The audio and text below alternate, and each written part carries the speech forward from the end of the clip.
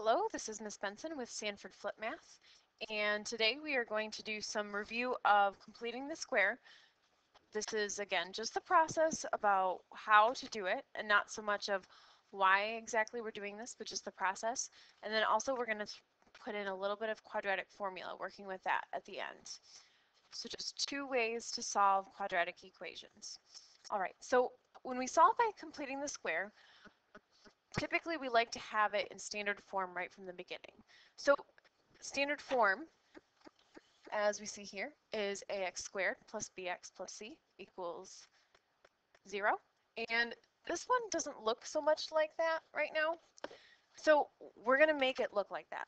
Okay, we're going to make it that way so that we can do the rest of the steps. Okay, so I'm going to first subtract my 3x squared, so that I'm going to end up with an x squared plus x minus 12 equals negative 5x.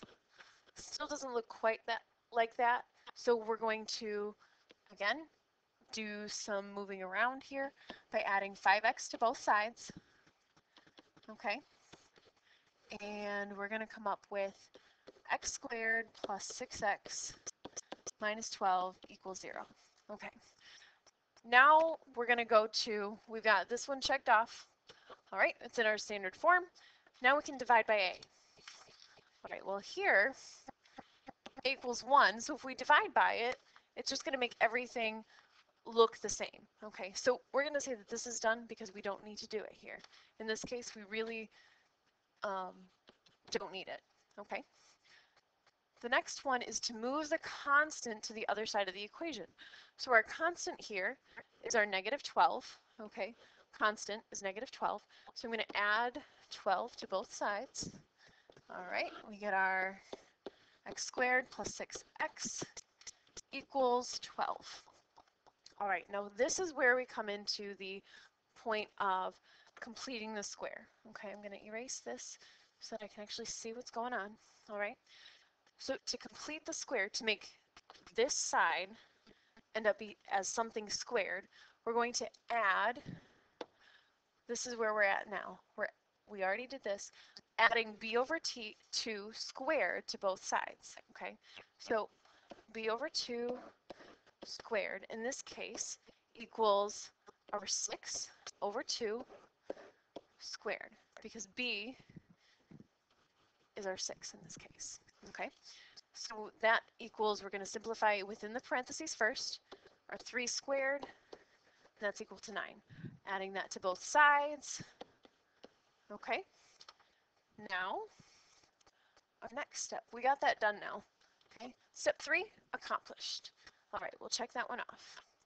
So the next step here, and I know we've done it a couple of different ways, but I'm just going to kind of follow through and do step 4 now.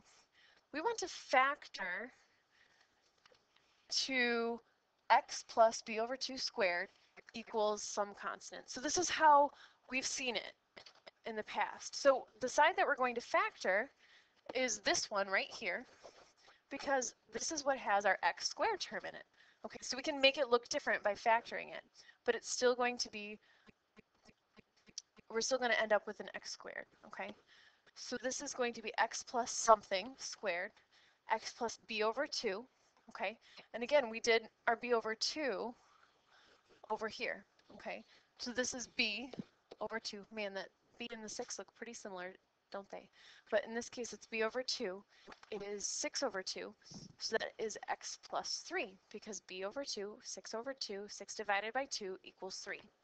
Okay, 12 plus 9 on this side, we've got it simplified to 21. All right, well, we got that number 4 taken care of. It's factored. It looks different.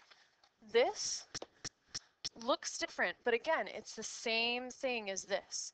Okay, all we did was make this look different, just like we've done before. Okay, now we can solve by taking the square root. This is something that we've done in several different cases now. Okay, so take the square root of this side, take the square root of the right-hand side. Okay, now since the square root undoes the square, we end up with x plus 3 equals plus or minus the square root of 21. So the plus or minus is important here because that's where the math happens.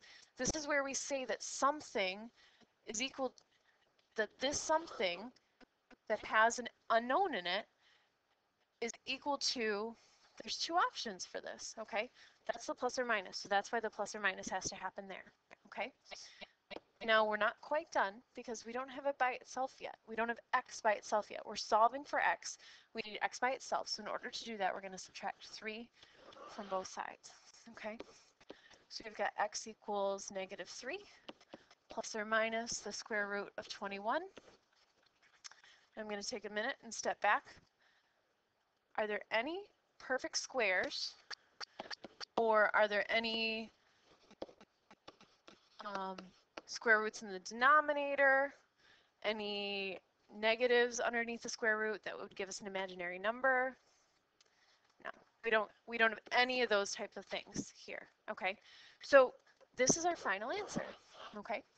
This is the final solution of when we solve for x by completing the square, okay?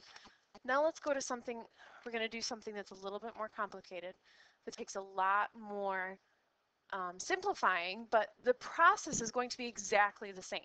Okay, well we just did there, we solved by completing the square. So it's it looks a little bit simpler, but this is just a little bit more complicated problem. Okay, so our first step here must be in standard form. We've got our ax squared plus bx plus c equals 0. Looks good. All right, we got that. All right, so now we need to divide by a. So I'm going to divide each term by my 3. Okay, so we're going to end up with x squared minus 5 thirds x plus 1 equals 0. Okay, got that first step done. Move the constant to the other side. Subtract 2 from both sides, or subtract 1, I'm sorry. We've got a 1 on that side, so we're going to subtract 1 from both sides. We end up with x squared minus 5 thirds x equals -1. All right, now we've got number 2 done. Okay, now we're adding b over 2 squared to both sides. Again, we've got it looking like it's missing something on this side, and if we're going to add something to one side, we're going to add it to the other, okay? We find that something by taking b over 2 squared. So b in this case is -5 thirds, okay? Dividing by 2 is the same thing as multiplying by 1/2. So in this case, because we have a fraction, I'm just going to multiply by 1/2, okay? And that's going to be squared. So first of all, we take care of what's in parentheses. We've got -5 divided by 6 squared, okay? So again, this is -5 divided -5 sixths times itself, okay? So we've got -5 sixths times -5 sixths, multiply across, we end up with 25/36. Kind of messy looking, but again, this is going to be a little bit more complicated, a little bit messier problem, okay? Same process though, once again, same process. All right, we added the b over 2 squared to both sides now, so we've got that step 3 done. All right, so again, I'm going to do this left-hand portion here. So I'm going to do the factoring. I'm going to factor this side now. Instead of simplifying on the right, you could do it the other way around. I just want to make sure I'm following the steps, and then I'll simplify at the end, or simplify when I need to, okay? So I'm going to have my x plus something squared, okay? That something is always going to be b over 2. So b over 2, we already had over here, okay?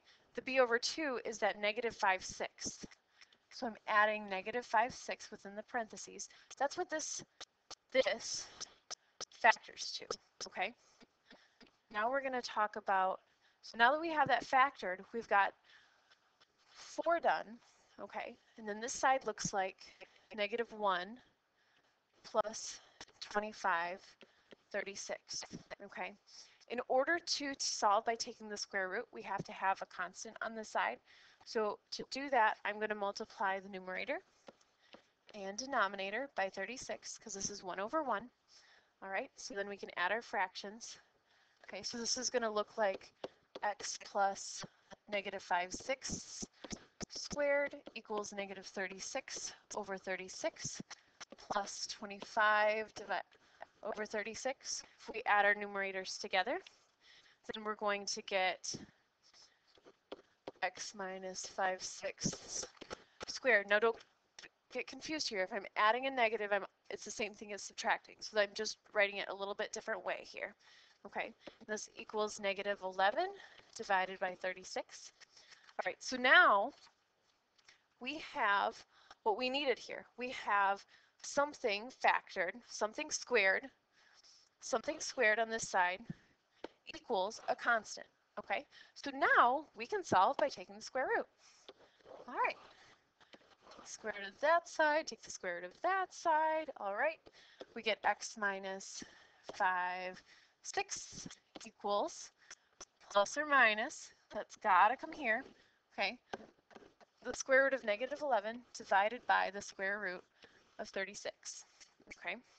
So if you'd like to, you can add the 5/6 over to the other side first and then simplify. I'm going to do some simplification first, just to make sure that I don't forget to do it, okay? So then this side is going to look like x minus 5/6 still. Can my negative 11, is there anything I can do to simplify in here? Okay. I've got this negative here, and I know that that makes it an imaginary number, okay? Because this is equal to the square root of negative 1 times the square root of 11. 11 doesn't simplify any further, but that square root of negative 1 is equal to I. So I'm going to write that as plus or minus I times the square root of 11. Now that denominator, this 36, is a perfect square. So the square root of 36 is 6.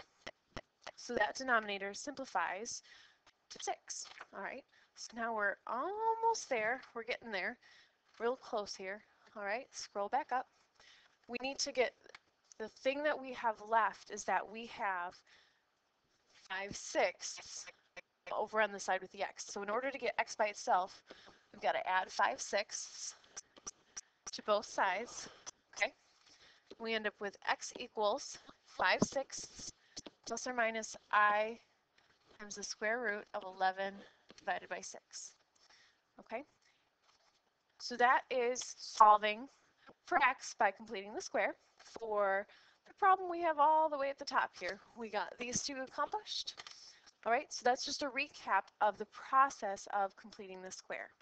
Okay, so I'm going to solve the same problem using the quadratic formula. So take a minute to pause, write down the quadratic formula, because it's going to pop up here in a minute, but I want to make sure that you know it, because you know you need to know it, okay? All right, so I hope this is what you wrote down. So just to be very clear, you got to have this x equals here. The x equals is really important, because otherwise you don't know what you're solving for in this equation, okay?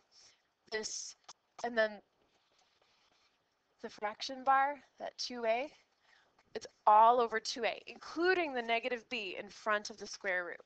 Okay, so just to be clear on that, I want to make sure that we know what we're doing. Okay, so when we solve using the quadratic formula, we're going to use that equation, okay, and we need to know what b and a and c are. So in this equation, a is in front of our x squared because we're using standard form. Ax squared plus bx plus c equals 0. We're going based on that, okay? So a equals 3 in this case. B equals negative 5, okay? Because that negative, that minus sign in front of the 5x is important, and it's the number in front of the variable that matters here, okay? And then our c is equal to 3, okay? So we know our quadratic formula. What we need to do is plug in our numbers and solve. Okay, so we've got our x equals negative times b, okay, plus or minus the square root of our b squared minus 4 times our a is 3 times our c, which is also 3 in this case. And then we're going to say all over 2 times, again, our a of 3. Okay, so we've got all of our numbers plugged in. Now what we need to do is simplify and make sure to be careful about what we're doing here, okay? So we have the negative of a negative, or the opposite of a negative number is a positive number. So we've got x equals positive 5 plus or minus the square root, okay? Negative 5 squared, so a negative times a negative is a positive. So we've got positive 25 minus 4 times 3 is 12 times 3 is 36, okay? So we've got 36 underneath that when we multiply those numbers together. And then in the denominator, we got our 6, okay? Next step, we have to simplify. We have to treat that square root like a grouping symbol. So we have to simplify underneath the square root to figure out what we have. All right, so our 25 minus 36 from inside here is going to be equal to negative 11. So we've got x equals, I'm carrying that x down from the top, 5 plus or minus the square root of negative 11, all divided by 6. I can simplify that negative 11 just like I did before in the previous problem. This negative 11 includes an imaginary number. Okay, so we're going to pull out that I. The 11 can't be simplified any further. Move all of this divided by 6.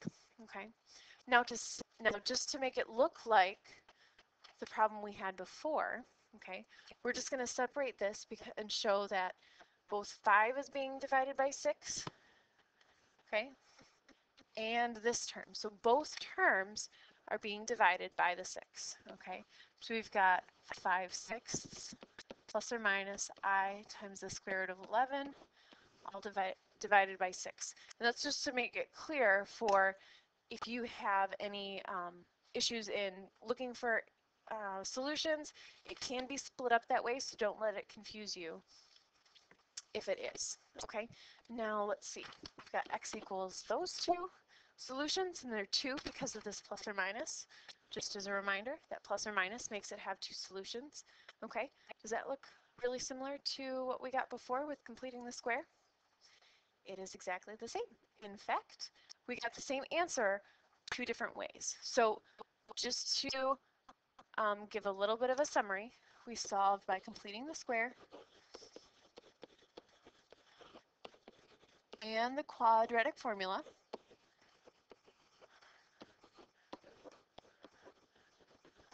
To solve quadratic equations, okay? And these are 2 ways, especially when factoring doesn't work, okay? So I hope this helps give you a little bit of a review to work through the problems, and we'll see you later. Bye.